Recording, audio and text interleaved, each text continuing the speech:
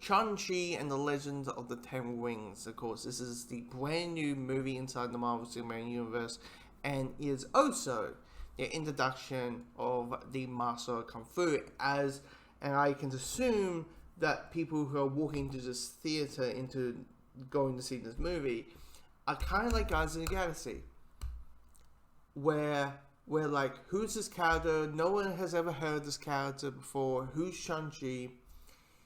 But, we trust Marvel, so we'll, go and give us a great character, or at least a good character. And me, who just finished watching the movie like 15 minutes ago, or 20 minutes ago, I have to say this. It's a really good movie. It's really well done. Because what you have here is, you have the beats of a Marvel movie, but it's handled really perfectly well. Like, stuff that you see in the trailer, and you're like, I don't know about this, works in the movie. Like, there was a clip, it's on the bus fight, a clip they released, of the guy recording, like, the bus fight on his phone. And he says, hi guys, I used to be like a black belt. I'll wait when I was a kid. I'll wait how good it is and how perfect it is and what he could do better, blah, blah, blah, all that kind of stuff. And seeing it in a way out of context, I felt like I thought, this is gonna be one of these jokes that's not gonna hit. But it hits well. Not in a funny way, but in a more validity way, a more realistic way. That in today's world, if out of the blue a bunch of people start fighting, what do people do? They record on their phone. All that, and you have those type of jokes in there.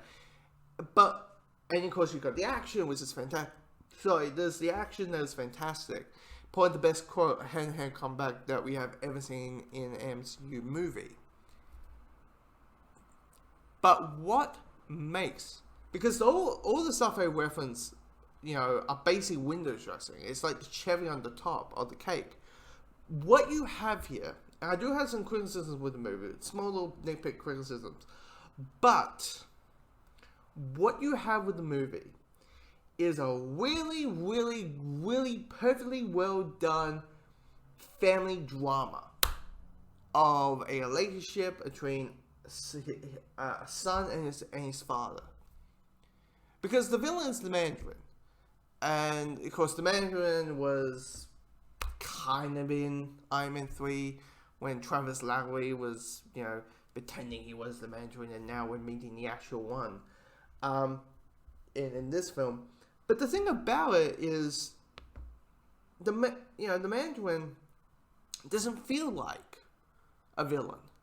Like, sure, he's talking about burning villages, and sure, he's, saying things that in a certain way, but it never comes across as that. It comes across as a guy who's in pain. I'm trying not to hit spoilers here, but with Mandarin, it feels like he's a guy with pain and suffering, and he has a goal, and he wants to hit that goal, and understandingly with that goal, and how this topic between Shang-Chi and him, and their response to it, and how they deal with it, it's handled such in a wonderful way, to the point when the big climax comes along, spoiler alert, the hero and the villain fight,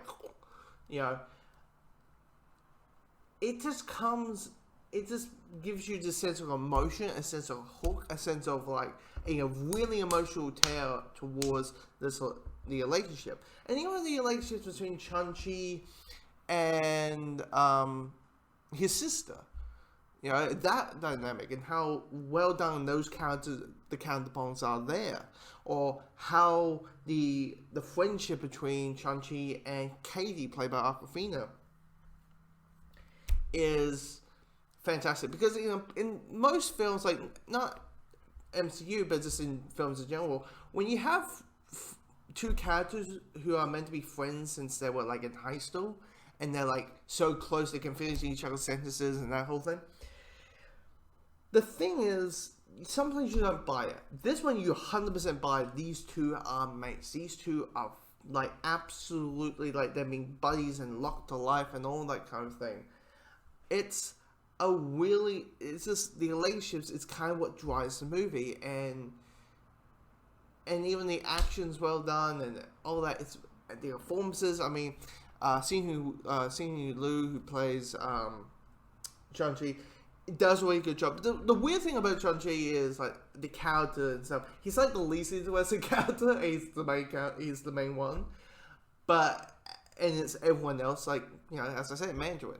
You know, he's like the most interesting character point in the entire movie. He's probably should be in the like 1-2 best MCU villains today, probably. Which is not much, knowing, you know, the first like 15 villains in the MCU have been not being the greatest. Now, the criticisms that I have with this movie is just a little bit like at the beginning of the movie that, you know, you have Shang-Chi, who's the frat boy who has a job that he's happy to live for the rest of his life, and he's happy where his life is, and all that kind of stuff. It just felt very like we've been there, done that, like so many times, not in the MCU, but in other movies like this, that you just felt like, okay, let's have the movie go, let's have the movie be, let's have the main plot happening, let's the events happen quickly so we can get this out of the way. But also, at the end, the climax did feel a little bit too long. Like, they do the whole Chinese folklore, and they do the whole, there's the beasts and the creatures and all that kind of stuff, and naturally you want to show said creatures that you mentioned.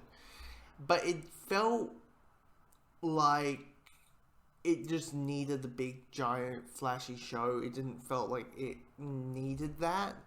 I felt like, you know, it was all about the relationship between Shang-Chi and his father, and having that big climax, once again, trying not to get spoiled, kind of ruined, or kind of took away the emotional residue of that battle, of the climax of the big fight.